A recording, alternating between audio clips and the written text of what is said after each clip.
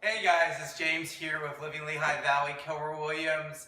I'm here with the 2015-2016 recipient of the Best Investment Advisor in Bethlehem, Jason Abruzere of Weyhill Investments. And he's going to go over a few things in the real estate market and a little bit about himself. Welcome, Jason. Why don't you tell me a little bit about yourself and your background? Yeah, hi James. Well, thanks for interviewing me today. First, a little bit about myself. I'm originally from Pittsburgh, Pennsylvania.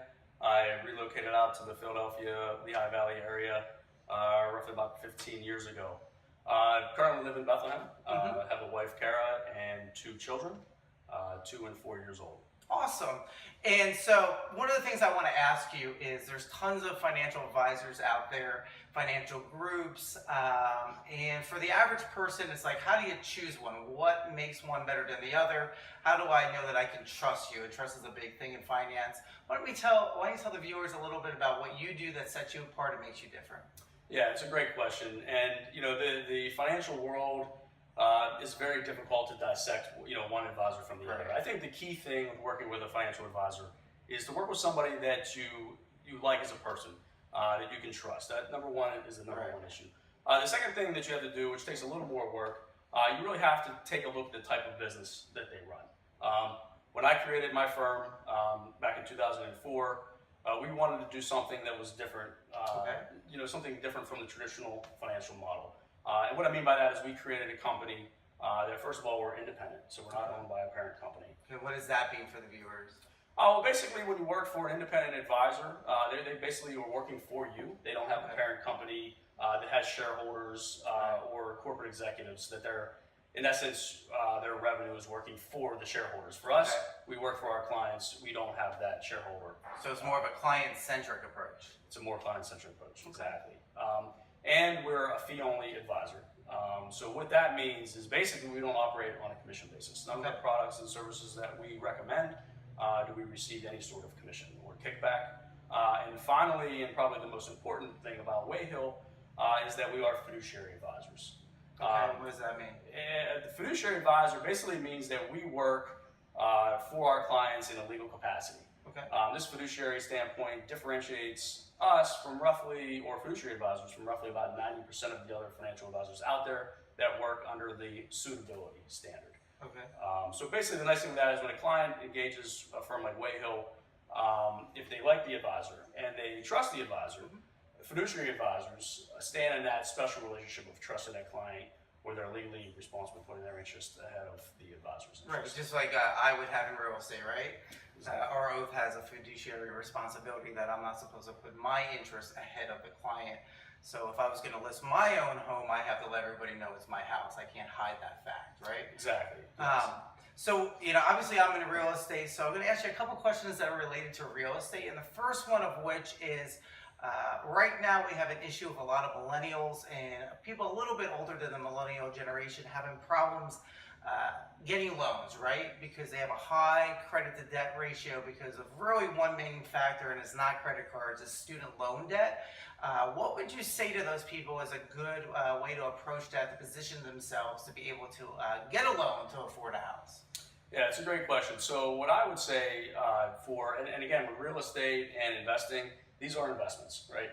So especially for young professionals that are getting out of school and they have student loan debt, you have to really create a plan when you get out of school. And you have to kind of list your debt that you have, right? Obviously, your income is probably lower because you're just getting started out. So you want to list your good debt and you want to list your bad debt.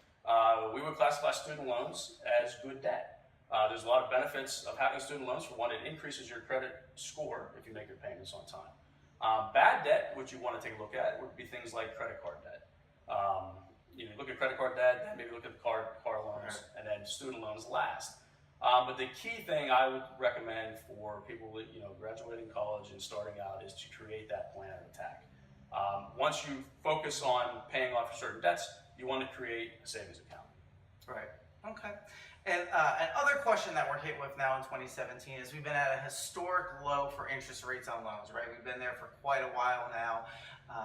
And rates have increased already this year in the first half of the year. and they look like they're going to increase going forward, and that's going to decrease purchasing power and increase the monthly payment. Where do you see rates going, and how do you think that's how do you think we should approach that? That's another good question. It's a tough question. So what we do at our firm, when we manage money, we don't speculate on markets, right? We look at what the market's giving us in the current environment, and then we attack it from that standpoint. So that said, when you look at the interest rate market today, and you relate that to mortgages, Right. Mortgages, if you don't know, kind of follow the U.S. 10-year Treasury market. Okay. The Treasury Most market, people probably don't know that. right? So it's a gauge or a benchmark of where rates go. Right now, we're at almost an all-time low on the U.S. 10-year Treasury. As of today, we're right around 2.2%. Okay. In 2012, we hit this level again. So we're really at the cusp bottom of the 10 years. So that said, can it go lower? Yes, it can go lower. Not much, right? We're at 220. So the way we look at the 10-year Treasury is we think that rates will start to go up gradually. Coming out of the financial crisis and with a lot of the quantitative easing, this is going to be a slow, gradual process, we think. That said, it's a good time, or a very opportunistic time, for somebody looking to purchase a home to get rates at this low level. I don't think we'll ever see rates again at these levels for a very, very long time. Right. I mean, they're super low, and I have people, they think it's through the roof. They're getting a 4% interest on something, and it's funny because we look, it's like, if it was the 80s, they were going to get charged 19% on the loan. So it's still super duper low, and it's probably still a good time to come in and buy if you can get the loan. Great for meeting with us today. Why don't you let everybody know how they can get in touch with you if they have any questions, or they want to sit down and see what you can do for them financially? Sure, absolutely. So you can go to our website, which is weyhilladvisors.com, or you can reach me through email at jason@weyhilladvisors, or call us at toll-free 866-508-9489.